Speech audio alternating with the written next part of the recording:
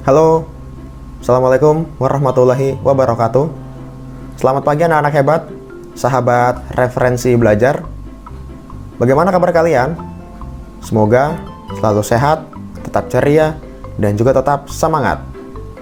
Pagi hari ini, kita masih belajar di tema 2, subtema 1, pembelajaran yang ke-5. Masuk kepada mata pelajaran SBDP dan IPA. Lalu materinya yaitu memahami lagu Menanam Jagung. Anak-anak diharapkan mampu mengetahui tanda tempo dan tinggi rendah nada. Dan juga materi perubahan bentuk energi. Anak-anak juga diharapkan mampu mengidentifikasi perubahan bentuk energi. Namun, sebelum memulai aktivitas, ada baiknya anak-anak berdoa terlebih dahulu agar materi yang Bapak sampaikan dapat mudah kalian pahami. Dan juga jangan lupa untuk sarapan terlebih dahulu agar badan kalian tetap fit. Dan yang tidak kalah penting adalah selalu mencuci tangan sebelum dan sesudah beraktivitas. Bisa? Berdoa dimulai. Selesai. Langsung saja, mari kita mulai.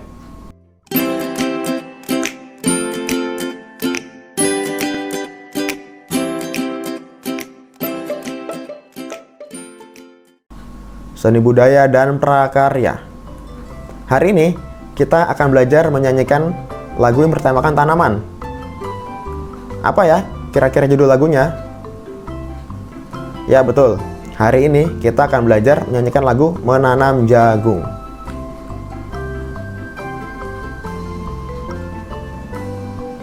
Nah, dalam menyanyikan sebuah lagu, kita harus memperhatikan tinggi rendahnya nada. Lagu terdiri atas unsur-unsur musik seperti nada, irama, harmoni, melodi, syair, dan lain-lain sebagainya.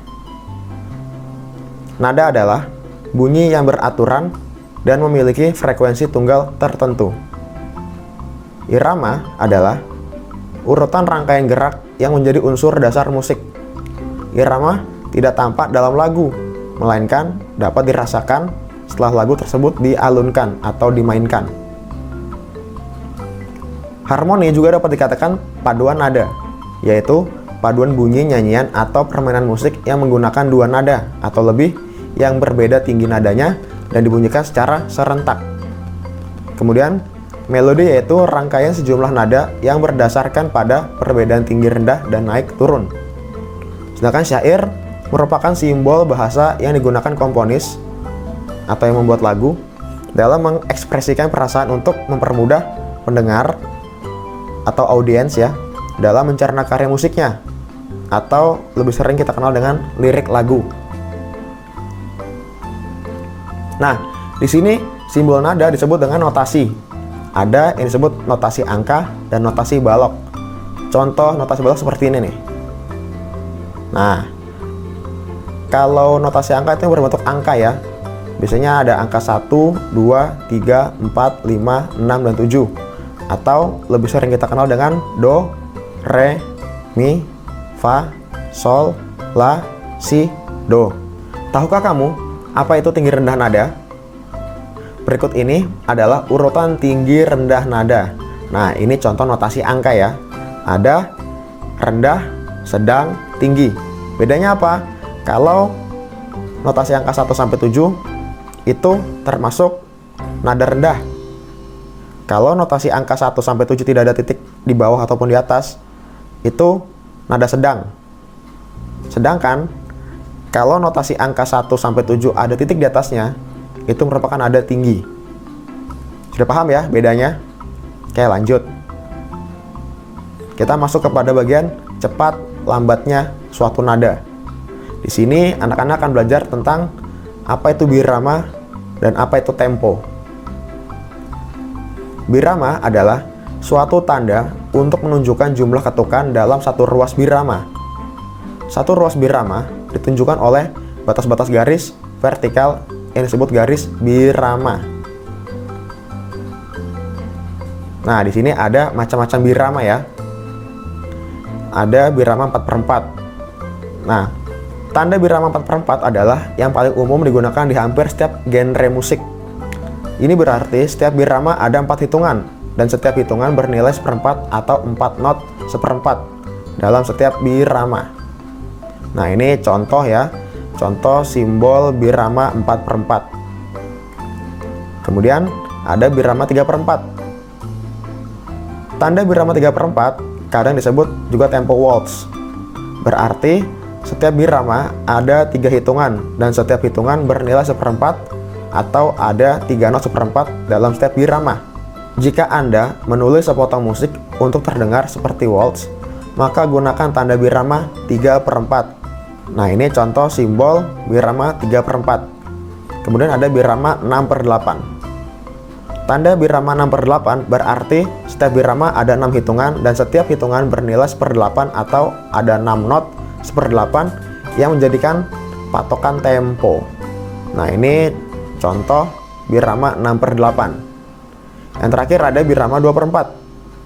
Tanda birama 2/4 berarti setiap birama ada 2 hitungan dan setiap hitungan bernilai 1/4 atau ada 2 not 1/4 dalam setiap birama. Nah, ini ya contoh birama 2/4. Kemudian masuk ke tempo. Tempo adalah cepat lambatnya suatu lagu. Ukuran dari sebuah tempo adalah beat. Beat sendiri dapat diartikan sebagai ketukan dasar yang menunjukkan banyaknya ketukan dalam 1 menit. Nah, tempo juga terbagi menjadi 3. Ada tempo lambat, tempo sedang, dan juga tempo cepat. Macam-macam tempo. Nah, tempo lambat terbagi lagi nih menjadi 4. Yang pertama ada grave, largo, ada lento, dan juga ada adagio. Nah, anak-anak, grave itu artinya sangat lambat. Largo itu cukup lambat ya. Lento itu lambat, tapi di atasnya largo. Nah, adagio ini anak-anak itu lamban, tapi berekspresi ya, di atasnya lento. Kemudian ada tempo sedang. Yang pertama ada andante, andantino, maestoso, dan juga moderato. Ini bahasa Italia semua anak-anak ya, bahasa-bahasa asing. Nah, andante artinya sedang, tapi masih agak-agak lambat sedikit. Andantino, di atasnya andante. Kemudian ada maestoso, nah ini seperti orang yang berjalan namun agak cepat. Moderato, sedang, agak mendekati ke cepat. Kemudian di tempo cepat, ada allegretto, ada allegro, ada vivace, dan juga presto. Allegretto ini cepat, tapi masih sedang. Allegro ini di atasnya allegretto. Vivace ini cepat dan bersemangat. Dan presto itu sangat-sangat cepat. Oke, sekarang kita nyanyi bersama-sama ya.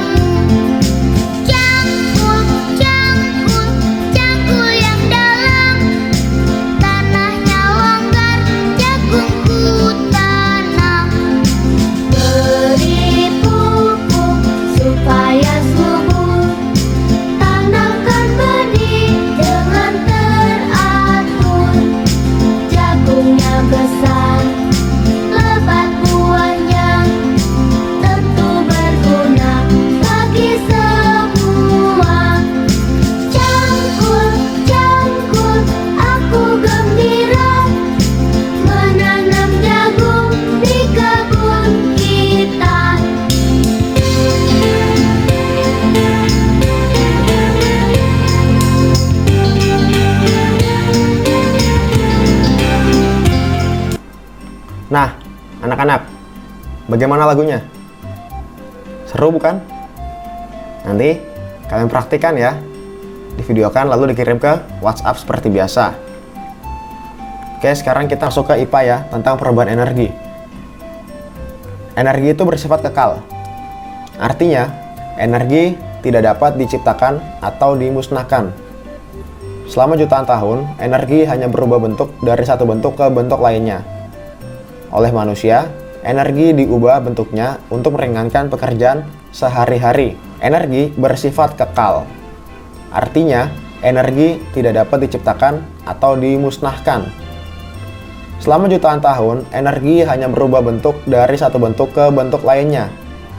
Oleh manusia, energi diubah bentuknya untuk meringankan pekerjaan sehari-hari.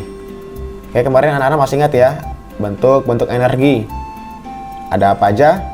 Ya, ada energi potensial, ada energi gerak, ada energi panas, ada energi listrik, ada energi cahaya, ada energi bunyi, dan juga ada energi kimia. Nah, selain bentuk energi, ada juga sumber energi ya.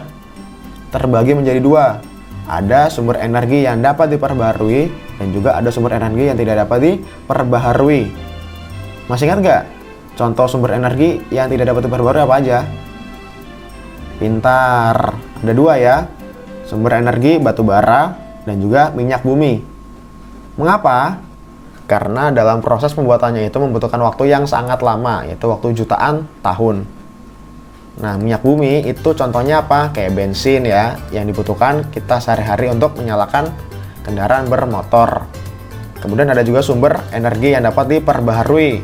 Artinya, sumber energi itu tidak akan habis walaupun dipakai terus-menerus oleh manusia. Contohnya apa?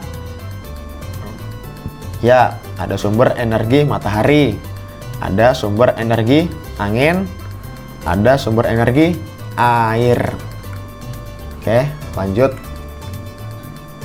Contoh perubahan energi. Seperti yang kita ketahui, bahwa energi memiliki suatu hukum yang sering disebut dengan hukum kekekalan energi.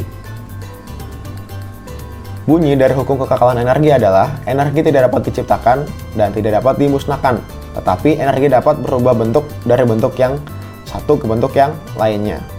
Dari hukum kekekalan energi, apabila energi dapat dirubah ke dalam bentuk energi lainnya, maka energi tersebut akan dapat dimanfaatkan dalam kehidupan sehari-hari. Perubahan energi yang paling banyak bisa dimanfaatkan adalah perubahan dari energi listrik diubah ke dalam bentuk energi lainnya. Nah, di sini contoh perubahan energi. Yang pertama ada energi kimia menjadi energi gerak. Contohnya apa? Makanan yang kita konsumsi tiap hari membantu kita untuk bergerak.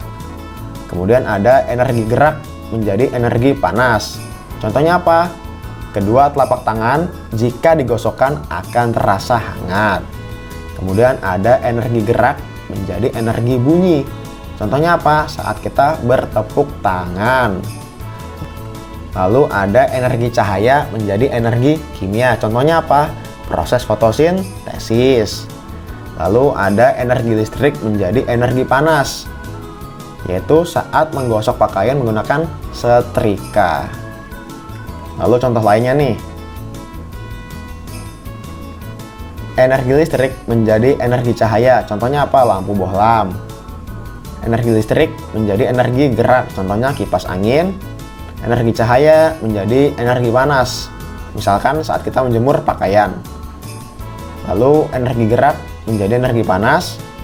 Contohnya pemakaian motor yang lama akan menyebabkan mesin menjadi panas. Kemudian energi listrik menjadi energi bunyi, yaitu bel sekolah. Kemudian energi kimia menjadi energi listrik. Contohnya apa? Batu baterai pada remote TV. Nah, sekarang anak-anak ya lengkapi isian di bawah ini nih. Nah, yang pertama perubahan energi gerak menjadi energi bunyi terjadi pada apa? Yang kedua, perubahan energi cahaya menjadi energi listrik terjadi pada. Kemudian, perubahan energi panas menjadi energi gerak terjadi pada. Yang keempat, perubahan energi gerak menjadi energi listrik terjadi pada. Ini anak-anak isi ya, ditulis di buku latihan kalian, difotokan, kemudian dikirim ke WhatsApp grup bersama tugas berikutnya nih. Nah, amati perubahan energi yang terjadi di lingkungan rumahmu dan tuliskan juga manfaatnya.